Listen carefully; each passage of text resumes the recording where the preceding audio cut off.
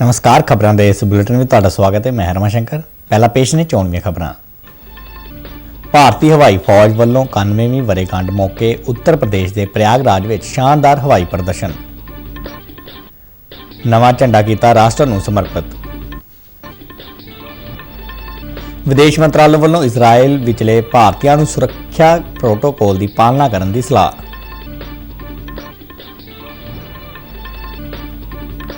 Israel में सुरक्षा स्थिति के मद्देनज़र एयर इंडिया ने 14 अक्तूबर तक तेल अवीव लई उड़ानां कीतियां रद्द। गर्भवती महिलावां अते 5 साल तक के बच्चों लई टीकाकरण लई मिशन इंद्रधनुष 5 का दूजा गेड़ भलके तो होवेगा शुरू।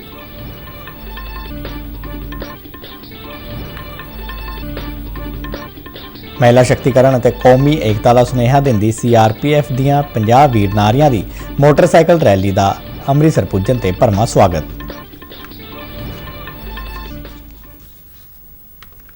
ते हुण खबरां विस्तार नाल। भारतीय हवाई फौज ने अपनी 91वीं वरेगंढ मौके उत्तर प्रदेश के प्रयागराज में एयरफोर्स स्टेशन बमरौली विखे रस्मी परेड की और हवाई प्रदर्शन किया। परेड दौरान हवाई फौज ने अपना नवा झंडा भी जनतक किया। इस मौके उत्तर प्रदेश की राज्यपाल आनंदीबेन पटेल मुख मेहमान वजों शामिल हुए। हवाई फौज के मुखी air chief marshal VR Chaudhary, chief of defence staff समेत कई होर उगे आगू इस मौके हाजिर रहे। Air chief marshal VR Chaudhary ने कहा कि हवाई फौज हमेशा तो ही प्रासंगिक रही है और साडे लोग साडी सब तो वड्डी संपत्ति है। उन्होंने कहा कि फौजी साजो समान लई विदेशों ते साडी निर्भरता भी घटी है। Not only to celebrate this day, but also to reflect on our rich history, our present achievements, and chart our future as custodians of India's sovereignty and territorial integrity. We have inherited a proud legacy of professionalism, perseverance, and passion curated by our predecessors. इस दौरान हवाई योद्धियों ने पहला रस्मी parade में हिस्सा लिया, मगरों sky para जंपरां ने शानदार करतब दिखाए। इस परेड में पहली बार औरतों पर आधारित फायर फाइटर्स की एक बटालियन ने भी हिस्सा लिया। हवाई प्रदर्शन दौरान राफेल लड़ाकू जहाज़ और हैलीकॉप्टरों समेत 100 तो वध लड़ाकू और ट्रांसपोर्ट जहाज़ों नाल भारतीय हवाई फौज की ताकत का प्रदर्शन देखने को मिला। हवाई मार्च दौरान MiG-21 ਨੂੰ रस्मी तौर पर विदायगी दी गई और हाल ही में शामिल किए गए C-295 ट्रांसपोर्ट जहाज़ ने संगम तो अपनी शुरुआत की। भारतीय हवाई फौज की हैलीकॉप्टरों पर आधारित हवाई प्रदर्शन करने वाली टीम सारंग ने पहली बार 5 हवाई जहाज़ों से प्रदर्शन किया।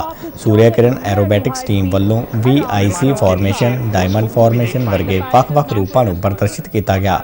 इस तो इलावा भारतीय हवाई फौज की आकाश गंगा स्काई डिस्पले टीम भी एक्शन में नजर आए।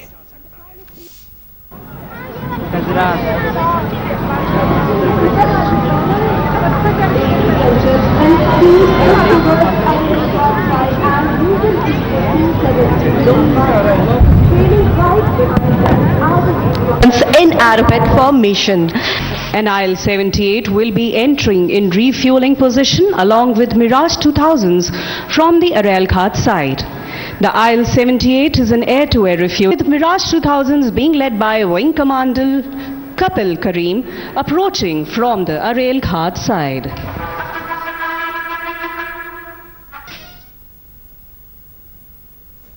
भारतीय हवाई फौज की 91वीं वरेगंढ ते राष्ट्रपति, उपराष्ट्रपति और प्रधानमंत्री ने बधाइयां दित्तियां ने। राष्ट्रपति द्रौपदी मुर्मू ने अपने बधाई सुनेहे में कहा कि हवाई फौज नवीं बुलंदियां सर कर रही है। उन्होंने कहा कि साडी हवाई फौज चुनौतियों का टाकरा करने लई हमेशा तत्पर रहिंदी है और देश नूं इस ते माण है। उपराष्ट्रपति जगदीप धनखड़ ने कहा कि हवाई फौज के बहादुर जवान हवाई खेतर की निगरानी करके देश की सुरक्षा और प्रभुसत्ता की राखी करते हैं। प्रधानमंत्री नरेंद्र मोदी ने अपने बधाई सुनेहे में कहा कि देश नूं अपनी हवाई फौज की बहादुरी, समर्पण और निष्ठा ते माण है। सोशल मीडिया पोस्ट में उन्होंने कहा कि हवाई फौज की सेवा और बलिदान सदका ही साडा हवाई खेतर सुरक्षित है। GST कौंसल मुताबक करदाता अगले वरे जनवरी महीने तक पिछले माली वरे के डिमांड आर्डर विरुद्ध अपील दायर कर सकते हैं। ਕੌਂਸਲ ਦੀ ਕੱਲ੍ਹ ਨਵੀਂ ਦਿੱਲੀ ਵਿਖੇ ਹੋਈ 52ਵੀਂ ਬੈਠਕ ਦੌਰਾਨ ਇੱਕ ਮਾਫੀ ਯੋਜਨਾ ਲਿਆਉਣ ਦਾ ਫੈਸਲਾ ਕੀਤਾ ਗਿਆ ਸੀ, ਜਿਸ ਤਹਿਤ GST ਕਾਨੂੰਨ ਮੁਤਾਬਕ ਮੁਲਾਂਕਣ ਕਰਵਾਉਣ ਵਾਲਾ ਵਿਅਕਤੀ ਪਾਸ ਕੀਤੇ ਗਏ ਹੁਕਮਾਂ ਦੇ ਖਿਲਾਫ 3 ਮਹੀਨਿਆਂ ਦੇ ਅੰਦਰ ਅਪੀਲ ਕਰ ਸਕਦਾ ਹੈ। ਇਸ ਮਿਆਦ ਨੂੰ ਇੱਕ ਹੋਰ ਮਹੀਨੇ ਲਈ ਵੀ ਵਧਾਇਆ ਜਾ ਸਕਦਾ ਹੈ। ਇਸ ਨਾਲ ਵੱਡੀ ਗਿਣਤੀ ਵਿੱਚ ਉਹਨਾਂ ਕਰਦਾਤਾਵਾਂ ਨੂੰ ਸਹੂਲਤ ਮਿਲੇਗੀ ਜੋ ਪਹਿਲਾਂ ਮਿੱਥੇ ਸਮੇਂ ਵਿੱਚ ਅਪੀਲ ਦਾਇਰ ਨਹੀਂ ਕਰ ਸਕੇ। ਕੌਂਸਲ ਨੇ GST ਰਜਿਸਟਰਡ ਕਾਰੋਬਾਰਾਂ ਨੂੰ ਟੈਕਸ ਮੰਗ ਦੇ 12.5% ਵਧੇ ਹੋਏ ਪ੍ਰੀ ਡਿਪੋਜ਼ਿਟ ਨਾਲ ਅਪੀਲ ਦਾਇਰ ਕਰਨ ਲਈ ਵਾਧੂ ਸਮਾਂ ਵੀ ਦਿੱਤਾ ਹੈ। ਕੇਂਦਰੀ ਸੜਕ ਆਵਾਜਾਈ ਅਤੇ ਸ਼ਾਹਰਾਹ ਮੰਤਰੀ ਨਿਤਿਨ ਗਡਕਰੀ ਨੇ ਕਿਹਾ ਕਿ ਜੰਮੂ ਕਸ਼ਮੀਰ ਵਿੱਚ 295 ਮੀਟਰ ਲੰਬੀ ਮਾਰੋਜ਼ ਸੁਰੰਗ ਦੇ ਨਾਲ 250 ਮੀਟਰ ਵਾਇਆ ਡਕਟ ਦਾ ਨਿਰਮਾਣ ਸਫਲਤਾਪੂਰਾ ਹੋ ਗਿਆ ਹੈ। ਸੋਸ਼ਲ ਮੀਡੀਆ ਪੋਸਟ ਵਿੱਚ ਗਡਕਰੀ ਨੇ ਦੱਸਿਆ ਕਿ ਇਹ ਪ੍ਰੋਜੈਕਟ 82 ਕਰੋੜ ਰੁਪਏ ਦੀ ਲਾਗਤ ਨਾਲ ਮੁਕੰਮਲ ਕੀਤਾ ਗਿਆ ਹੈ। ਉਨ੍ਹਾਂ ਕਿਹਾ ਕਿ ਇਹ ਕੌਮੀ ਸ਼ਾਹਰਾਹ 44 ਦੇ ਰਾਮਬਨ ਤੋਂ ਬਹਿਨਿਹਾਲ ਸੈਕਸ਼ਨ ਤੇ ਸਥਿਤ ਹੈ।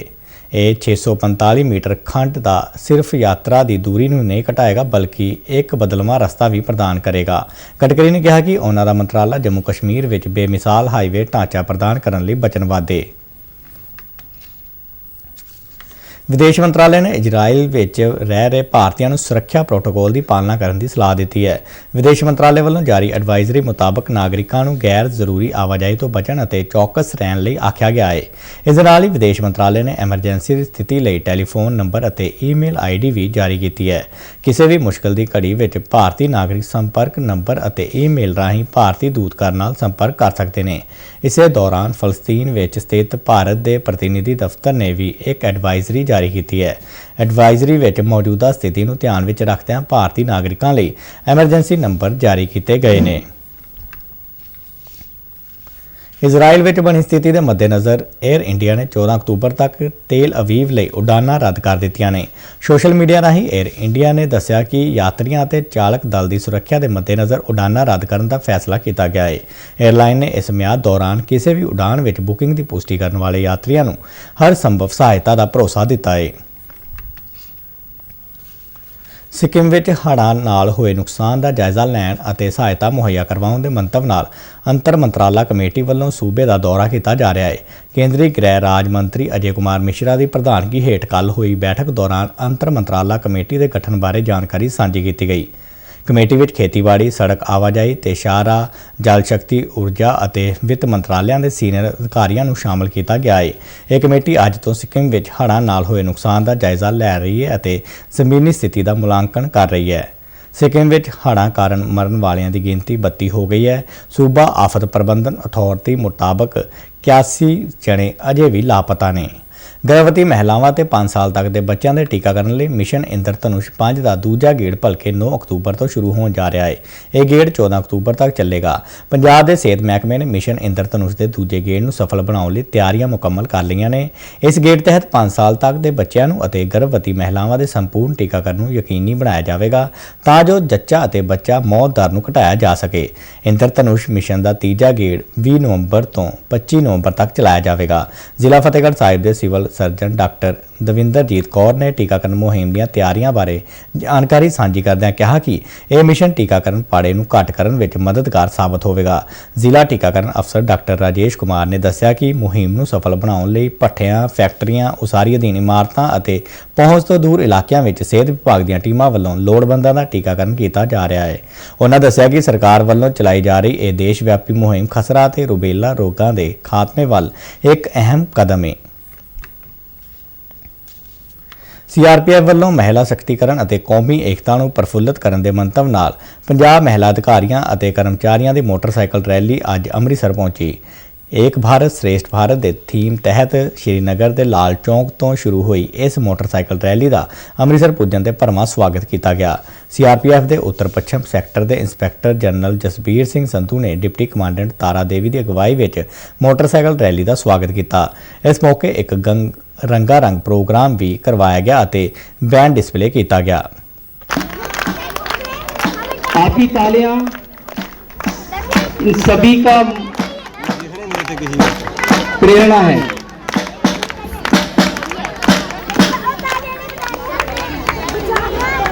आगे लेडीज बैठा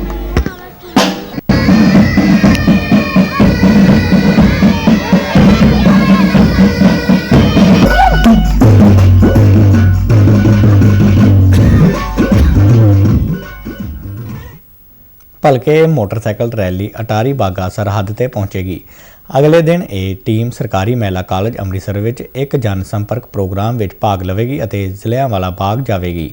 ਬੇਟੀ ਬਚਾਓ ਬੇਟੀ ਪੜ੍ਹਾਓ ਦਾ ਸੁਨੇਹਾ ਦਿੰਦੀ ਇਸ ਮੋਟਰਸਾਈਕਲ ਰੈਲੀ ਰਾਹੀਂ CRPF ਵੱਲੋਂ ਲੜਕੀਆਂ ਦੀ ਮਹੱਤਤਾ ਬਾਰੇ ਜਾਗਰੂਕਤਾ ਫੈਲਾਈ ਜਾ ਰਹੀ ਹੈ ਅਤੇ ਨਾਰੀ ਸ਼ਕਤੀ ਦਾ ਜਸ਼ਨ ਮਨਾਇਆ ਜਾ ਰਿਹਾ ਹੈ। CRPF ਵੱਲੋਂ 5 ਅਕਤੂਬਰ ਨੂੰ ਮਹਿਲਾ ਮੋਟਰਸਾਈਕਲ ਸਵਾਰਾਂ ਦੀਆਂ 3 ਟੀਮਾਂ ਨੂੰ ਹਰੀ ਝੰਡੀ ਦਿਖਾਈ ਗਈ ਸੀ। ਦੇਸ਼ ਦੇ ਉੱਤਰੀ ਭਾਰਤ ਸ਼੍ਰੀਨਗਰ ਤੋਂ ਰਵਾਨਾ ਹੋਈ ਰੈਲੀ ਅੱਜ ਲਖਨਪੁਰ ਬਾਰਡਰ ਰਾਹੀਂ ਪੰਜਾਬ ਵਿੱਚ ਦਾਖਲ ਹੋਈ। ਇਹ ਮੋਟਰਸਾਈਕਲ ਰੈਲੀ 31 ਅਕਤੂਬਰ ਨੂੰ ਗੁਜਰਾਤ ਦੇ ਕੇਵੜੀਆ ਵਿੱਚ ਸਟੈਚੂ ਆਫ ਯੂਨਿਟੀ ਪਹੁੰਚ ਕੇ ਸਮਾਪਤ ਹੋਵੇਗੀ। ਇਹ ਰੈਲੀ 15 ਸੂਬਿਆਂ ਅਤੇ 2 ਕੇਂਦਰ ਸ਼ਾਸਿਤ ਪ੍ਰਦੇਸ਼ਾਂ ਵਿੱਚੋਂ ਲੰਘੇਗੀ। CRPF ਦੇ ਮੋਟਰਸਾਈਕਲ ਰੈਲੀ ਵਿੱਚ ਸ਼ਾਮਲ ਮਹਿਲਾ ਅਧਿਕਾਰੀ ਅਤੇ ਕਰਮਚਾਰੀ ਸਕੂਲੀ ਬੱਚਿਆਂ, ਕਾਲਜਾਂ ਦੇ ਵਿਦਿਆਰਥੀਆਂ, NCC ਕੈਡਿਟਾਂ, ਮਹਿਲਾ ਸਵੈ ਸਹਾਇਤਾ ਸਮੂਹਾਂ ਅਤੇ ਆਂਗਣਵਾੜੀ ਵਰਕਰਾਂ ਨਾਲ ਗੱਲਬਾਤ ਕਰਨਗੇ। ਮੇਰੀ ਮਾਟੀ ਮੇਰਾ ਦੇਸ਼ ਮੁਹਿੰਮ ਤਹਿਤ ਨਗਰ ਨਿਗਮ ਮੁਹਾਲੀ ਵੱਲੋਂ ਅੰਮ੍ਰਿਤ ਕਲਸ਼ ਯਾਤਰਾ ਕੱਢੀ ਗਈ, ਜਿਸ ਵਿੱਚ ਸ਼ਹਿਰੀ ਸਥਾਨਕ ਸੰਸਥਾਵਾਂ ਦੇ ਵੱਖ-ਵੱਖ ਭਾਗੀਦਾਰਾਂ ਨੇ ਆਪੋ ਆਪਣੇ ਖੇਤਰ ਵਿੱਚੋਂ ਮਿੱਟੀ ਅਤੇ ਚੌਲ ਇਕੱਠੇ ਕਰਕੇ ਨਗਰ ਨਿਗਮ ਦਫ਼ਤਰ ਲਿਆਂਦੇ ਗਏ। ਨਗਰ ਨਿਗਮ ਦਫ਼ਤਰ ਵਿਖੇ ਕਰਵਾਏ ਗਏ ਇੱਕ ਪ੍ਰੋਗਰਾਮ ਦੌਰਾਨ ਵੱਖ-ਵੱਖ ਨਗਰ ਕੌਂਸਲਾਂ ਵਿੱਚੋਂ ਲਿਆਂਦੀ ਗਈ ਮਿੱਟੀ ਨੂੰ ਕਲਸ਼ ਵਿੱਚ ਮਿਲਾਇਆ ਗਿਆ। ਇਕੱਠੀ ਕੀਤੀ ਗਈ ਮਿੱਟੀ ਨੂੰ ਗਾਗਰਾਂ ਵਿੱਚ ਭਰਿਆ ਗਿਆ ਅਤੇ ਉਹਨਾਂ ਨੂੰ ਸੀਲ ਕੀਤਾ ਗਿਆ। ਨਗਰ ਨਿਗਮ ਦੇ ਕਮਿਸ਼ਨਰ ਨਵਜੋਤ ਕੌਰ ਨੇ ਕਿਹਾ ਕਿ ਅੰਮ੍ਰਿਤ ਕਲਸ਼ ਯਾਤਰਾ ਸਥਾਨਕ ਭਾਈਚਾਰੇ ਦੀ ਸਾਂਝ ਨੂੰ ਦਰਸਾਉਂਦੀ ਹੈ। ਉਹਨਾਂ ਕਿਹਾ ਕਿ ਵਾਤਾਵਰਣ ਸੰਬੰਧੀ ਕਦਰਾਂ ਕੀਮਤਾਂ ਨੂੰ ਅਪਣਾਉਂਦੇ ਹੋਏ ਅਸੀਂ ਆਪਣੀ ਵਿਰਾਸਤ ਨੂੰ ਸੰਭਾਲ ਸਕਦੇ ਹਾਂ। ਨਗਰ ਨਿਗਮ ਮੋਹਾਲੀ ਦੇ ਸਹਾਇਕ ਕਮਿਸ਼ਨਰ ਮਨਪ੍ਰੀਤ ਸਿੰਘ ਨੇ ਅੰਮ੍ਰਿਤ ਕਲਸ਼ ਯਾਤਰਾ ਵਿੱਚ ਭਾਗ ਲੈਣ ਵਾਲਿਆਂ ਦਾ ਧੰਨਵਾਦ ਕੀਤਾ। ਉਹਨਾਂ ਕਿਹਾ ਕਿ ਇਹ ਸਮਾਗਮ ਏਕਤਾ, ਪਰੰਪਰਾ ਅਤੇ ਚਿਰਸਥਾਈ ਜੀਵਨ ਦੀ ਭਾਵਨਾ ਨੂੰ ਦਰਸਾਉਂਦਾ ਹੈ। ਜਲੰਧਰ ਦੇ ਡਿਪਟੀ ਕਮਿਸ਼ਨਰ ਵਿਸ਼ੇਸ਼ ਸਰੰਗਲ ਨੇ PM ਕਿਸਾਨ ਸਨਮਾਨ ਨਿਧੀ ਯੋਜਨਾ ਨੂੰ ਲੈ ਕੇ ਵੱਖ-ਵੱਖ ਮਹਿਕਮਿਆਂ ਦੇ ਅਧਿਕਾਰੀਆਂ ਨਾਲ ਮੀਟਿੰਗ ਕੀਤੀ। ਮੀਟਿੰਗ ਦੌਰਾਨ ਡਿਪਟੀ ਕਮਿਸ਼ਨਰ ਨੇ ਦੱਸਿਆ ਕਿ ਯੋਜਨਾ ਦੇ ਤਹਿਤ ਲੈਂਡ ਸੀਡਿੰਗ EKYC ਅਤੇ ਆਧਾਰ ਨੰਬਰ ਨਾਲ ਬੈਂਕ ਖਾਤੇ ਨੂੰ ਜੋੜਨਾ ਲਾਜ਼ਮੀ ਹੋਵੇਗਾ। ਉਹਨਾਂ ਕਿਹਾ ਕਿ ਜ਼ਮੀਨ ਦਾ ਵੇਰਵਾ ਦਰਜ ਕਰਵਾਉਣ ਲਈ ਖੇਤਰੀ ਖੇਤੀਬਾੜੀ ਦਫ਼ਤਰਾਂ ਨਾਲ ਸੰਪਰਕ ਕੀਤਾ ਜਾ ਸਕਦਾ ਹੈ। ਡਿਪਟੀ ਕਮਿਸ਼ਨਰ ਨੇ ਸਪਸ਼ਟ ਕੀਤਾ ਕਿ ਯੋਜਨਾ ਦੀ 15ਵੀਂ ਕਿਸ਼ਤ ਤਹਿਤ 2000 ਰੁਪਏ ਦਾ ਲਾਭ ਉਹਨਾਂ ਕਿਸਾਨਾਂ ਨੂੰ ਦਿੱਤਾ ਜਾਵੇਗਾ ਜਿਨ੍ਹਾਂ ਵੱਲੋਂ ਤੈਅ ਸ਼ਰਤਾਂ ਨੂੰ ਪੂਰਾ ਕੀਤਾ ਗਿਆ ਹੈ। ਵਧੇਰੇ ਜਾਣਕਾਰੀ ਲਈ ਇੱਕ ਮੋਬਾਈਲ ਨੰਬਰ ਅਤੇ ਈਮੇਲ ID ਵੀ ਜਾਰੀ ਕੀਤੀ ਗਈ ਹੈ। ਚੀਨ ਦੇ ਹਾਂਗਜ਼ੂ ਵਿੱਚ ਹੋਈਆਂ ਏਸ਼ੀਆਈ ਖੇਡਾਂ ਦੀ ਅੱਜ ਰਸਮੀ ਸਮਾਪਤੀ ਹੋ ਗਈ ਹੈ। ਵੱਖ-ਵੱਖ ਦੇਸ਼ਾਂ ਦੇ ਖਿਡਾਰੀਆਂ ਨੇ ਸਮਾਪਤੀ ਸਮਾਗਮ ਵਿੱਚ ਭਾਗ ਲਿਆ। ਸਮਾਪਤੀ ਸਮਾਗਮ ਵਿੱਚ ਭਾਰਤੀ ਹਾਕੀ ਟੀਮ ਦੇ ਗੋਲਕੀਪਰ PR ਸ੍ਰੀਜੇਸ਼ ਭਾਰਤੀ ਦਲ ਦੇ ਝੰਡਾ ਬਰਦਾਰ ਰਹੇ। ਚੀਨ ਦੇ ਹਾਂਗਜ਼ੂ ਵਿੱਚ ਹੋਈਆਂ ਏਸ਼ੀਆਈ ਖੇਡਾਂ ਵਿੱਚ ਭਾਰਤ ਨੇ ਹੁਣ ਤੱਕ ਦਾ ਸਰਵੋਤਮ ਪ੍ਰਦਰਸ਼ਨ ਕਰਦਿਆਂ 107 ਤਗਮੇ ਜਿੱਤੇ ਨੇ। ਇਸ ਪ੍ਰਾਪਤੀ ਤੇ ਪ੍ਰਧਾਨ ਮੰਤਰੀ ਨਰਿੰਦਰ ਮੋਦੀ ਅਤੇ ਕੇਂਦਰੀ ਖੇਡ ਮੰਤਰੀ ਅਨੁਰਾਗ ਸਿੰਘ ਠਾਕੁਰ ਨੇ ਭਾਰਤੀ ਖਿਡਾਰੀਆਂ ਨੂੰ ਵਧਾਈ ਦਿੱਤੀ ਹੈ। ਪ੍ਰਧਾਨ ਮੰਤਰੀ ਨੇ ਇੱਕ ਸੋਸ਼ਲ ਮੀਡੀਆ ਪੋਸਟ ਵਿੱਚ ਖੁਸ਼ੀ ਜ਼ਾਹਰ ਕਰਦਿਆਂ ਕਿਹਾ ਕਿ ਏਸ਼ੀਆਈ ਖੇਡਾਂ ਵਿੱਚ ਭਾਰਤ ਲਈ ਇਹ ਇਤਿਹਾਸਕ ਪ੍ਰਾਪਤੀ ਹੈ। ਉਹਨਾਂ ਕਿਹਾ ਕਿ ਭਾਰਤੀ ਐਥਲੀਟਾਂ ਵੱਲੋਂ ਕੀਤੇ ਗਏ ਬੇਮਿਸਾਲ ਪ੍ਰਦਰਸ਼ਨ ਨੂੰ ਲੈ ਕੇ ਦੇਸ਼ ਬਹੁਤ ਖੁਸ਼ ਹੈ। ਪ੍ਰਧਾਨ ਮੰਤਰੀ ਨੇ ਕਿਹਾ ਕਿ ਸਾਡੇ ਖਿਡਾਰੀਆਂ ਦੇ ਦ੍ਰਿੜ ਸੰਕਲਪ, ਨਿਰੰਤਰ ਭਾਵਨਾ ਅਤੇ ਸਖਤ ਮਿਹਨਤ ਨੇ ਦੇਸ਼ ਨੂੰ ਮਾਣ ਦਿੱਤਾ ਹੈ। ਇਸੇ ਦੌਰਾਨ ਕੇਂਦਰੀ ਖੇਡ ਮੰਤਰੀ ਅਨੁਰਾਗ ਸਿੰਘ ਠਾਕੁਰ ਨੇ ਪੱਤਰਕਾਰਾਂ ਨਾਲ ਗੱਲਬਾਤ ਕਰਦਿਆਂ ਕਿਹਾ ਕਿ ਏਸ਼ੀਆਈ ਖੇਡਾਂ ਵਿੱਚ ਭਾਰਤ ਦਾ ਹੁਣ ਤੱਕ ਦਾ ਇਹ ਸਰਵੋਤਮ ਪ੍ਰਦਰਸ਼ਨ ਰਿਹਾ ਹੈ। ਉਹਨਾਂ ਕਿਹਾ ਕਿ ਪਹਿਲਾਂ ਸੁਣਦੇ ਸੀ ਕਿ ਕ੍ਰਿਕਟ ਵਿੱਚ ਸੈਂਕੜਾ ਲੱਗਦਾ ਹੈ, ਪਰ ਇਸ ਵਾਰ ਭਾਰਤੀ ਖਿਡਾਰੀਆਂ ਨੇ ਏਸ਼ੀਆਈ ਖੇਡਾਂ ਵਿੱਚ ਵੀ ਸੈਂਕੜਾ ਜੜਿਆ ਹੈ। ਉਹਨਾਂ ਕਿਹਾ ਕਿ ਇਸ ਪ੍ਰਾਪਤੀ ਨਾਲ ਦੇਸ਼ ਵਾਸੀਆਂ ਵਿੱਚ ਇੱਕ ਨਵੀਂ ਊਰਜਾ ਦਾ ਸੰਚਾਰ ਹੋਇਆ ਹੈ। भारत का प्रदर्शन एशियन गेम्स में आज तक का सबसे बेहतर प्रदर्शन रहा। 107 मेडल जीतकर जो हमने कहा था अब की बार 100 पार, तो भारत के खिलाड़ियों ने 100 पार भी किया। पहले सुनते थे क्रिकेट में सेंचुरी लगती है, अब तो एशियन गेम में भी सेंचुरी लगाने का काम हुआ। इससे खिलाड़ियों का मनोबल भी बढ़ा, तो देश भर के लोगों में एक नई ऊर्जा और देश के जो युवा और उभरते खिलाड़ी हैं उनको एक नई प्रेरणा मिली है। और इससे आने वाले समय में हम देखेंगे खेलों में और निवेश भी होगा, खेलों में और खिलाड़ी भी आएंगे और खेलों की सुविधाओं में और भी लोग अपना सहयोग दे पाएंगे। ICC ਕ੍ਰਿਕਟ ਵਿਸ਼ਵ ਕੱਪ ਦੇ ਅੱਜ ਚੇਨਈ ਵਿੱਚ ਖੇਡੇ ਜਾ ਰਹੇ ਮੈਚ ਵਿੱਚ ਆਸਟ੍ਰੇਲੀਆ ਨੇ ਭਾਰਤ ਸਾਹਮਣੇ 200 ਦੌੜਾਂ ਦਾ ਟੀਚਾ ਰੱਖਿਆ ਹੈ। ਆਸਟ੍ਰੇਲੀਆ ਨੇ ਟਾਸ ਜਿੱਤ ਕੇ ਪਹਿਲਾਂ ਬੱਲੇਬਾਜ਼ੀ ਕਰਨ ਦਾ ਫੈਸਲਾ ਕੀਤਾ। ਪੂਰੀ ਆਸਟ੍ਰੇਲੀਆਈ ਟੀਮ ਮਿੱਥੇ 50 ਓਵਰਾਂ ਦੀਆਂ 3 ਗੇਂਦਾਂ ਰਹਿੰਦਿਆਂ ਹੀ ਆਊਟ ਹੋ ਗਈ। ਆਸਟ੍ਰੇਲੀਆ ਵੱਲੋਂ ਡੇਵਿਡ ਵਾਰਨਰ ਨੇ 41, ਸਟੀਵਨ ਸਮਿਥ ਨੇ 46 ਅਤੇ ਮਿਚਲ ਸਟਾਰਕ ਨੇ 28 ਦੌੜਾਂ ਬਣਾਈਆਂ। ਭਾਰਤ ਵੱਲੋਂ ਰਵਿੰਦਰ ਜਡੇਜਾ ਨੇ ਸ਼ਾਨਦਾਰ ਗੇਂਦਬਾਜ਼ੀ ਕਰਦਿਆਂ 3 ਬੱਲੇਬਾਜ਼ਾਂ ਨੂੰ ਆਊਟ ਕੀਤਾ। ਜਸਪ੍ਰੀਤ ਬੁਮਰਾਹ ਅਤੇ ਕੁਲਦੀਪ ਯਾਦਵ ਨੇ 2-2 ਖਿਡਾਰੀਆਂ ਨੂੰ ਆਊਟ ਕੀਤਾ। ਬੱਲੇਬਾਜ਼ੀ ਲਈ ਮੈਦਾਨ ਵਿੱਚ ਉਤਰੀ ਭਾਰਤੀ ਟੀਮ ਦੀ ਸ਼ੁਰੂਆਤ ਖਰਾਬ ਰਹੀ। 3 ਬੱਲੇਬਾਜ਼ ਬਿਨਾਂ ਖਾਤਾ ਖੋਲ੍ਹਿਆਂ ਹੀ ਆਊਟ ਹੋ ਗਏ। ਮੌਜੂਦਾ ਸਮੇਂ ਵਿਰਾਟ ਕੋਹਲੀ ਅਤੇ KL ਰਾਹੁਲ ਕ੍ਰੀਜ਼ ਤੇ ਡਟੇ ਹੋਏ ਨੇ। ਤਾਜ਼ਾ ਜਾਣਕਾਰੀ ਮੁਤਾਬਕ ਭਾਰਤ ਨੇ 4 ਵਿਕਟਾਂ ਗਵਾ ਕੇ 182 ਦੌੜਾਂ ਬਣਾ ਲਈਆਂ ਨੇ। ਖਬਰਾਂ ਦੇ ਬੁਲਟਨ ਸਾਡੇ ਦਰਸ਼ਕ ਆਰਐਨ ਨਿਊਜ਼ ਡੀਡੀਕੇ ਜਲੰਧਰ ਦੇ YouTube ਚੈਨਲ, Facebook ਪੇਜ ਅਤੇ X ਤੇ ਵੀ ਦੇਖ ਸਕਦੇ ਨੇ। ਬੁਲਟਨ ਦੇ ਅਖੀਰ ਵਿੱਚ ਚੋਣਵੀਆਂ ਖਬਰਾਂ ਇੱਕ ਵਾਰ ਫੇਰ ਤੋਂ। ਭਾਰਤੀ ਹਵਾਈ ਫੌਜ ਵੱਲੋਂ 91ਵੀਂ ਵਰ੍ਹੇਗੰਢ ਮੌਕੇ ਉੱਤਰ ਪ੍ਰਦੇਸ਼ ਦੇ ਪ੍ਰਯਾਗਰਾਜ ਵਿੱਚ ਸ਼ਾਨਦਾਰ ਹਵਾਈ ਪ੍ਰਦਰਸ਼ਨ। ਨਵਾਂ ਝੰਡਾ ਕੀਤਾ ਰਾਸ਼ਟਰ ਨੂੰ ਸਮਰਪਿਤ। ਵਿਦੇਸ਼ ਮੰਤਰਾਲੇ ਵੱਲੋਂ ਇਜ਼ਰਾਈਲ ਵਿਚਲੇ ਭਾਰਤੀਆਂ ਨੂੰ ਸੁਰੱਖਿਆ ਪ੍ਰੋਟੋਕਾਲ ਦੀ ਪਾਲਣਾ ਕਰਨ ਦੀ ਸਲਾਹ।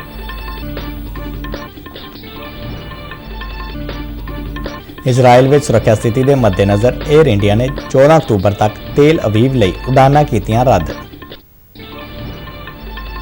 ਗਰਭਵਤੀ ਮਹਿਲਾਵਾਂ ਅਤੇ 5 ਸਾਲ ਤੱਕ ਦੇ ਬੱਚਿਆਂ ਲਈ ਟੀਕਾਕਰਨ ਲਈ ਮਿਸ਼ਨ ਇੰਦਰਧਨੁਸ਼ 5 ਦਾ ਦੂਜਾ ਗੇੜ ਭਲਕੇ ਤੋਂ ਹੋਵੇਗਾ ਸ਼ੁਰੂ।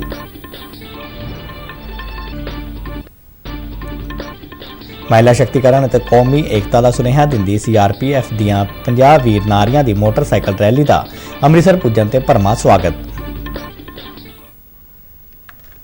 ਤੇ ਇਸ ਦੇ ਨਾਲ ਹੀ ਖਬਰਾਂ ਦਾ ਇਹ ਬੁਲੇਟਿਨ ਖਤਮ ਹੁੰਦਾ ਹੈ। ਇਜਾਜ਼ਤ ਦਿਓ, ਨਮਸਕਾਰ।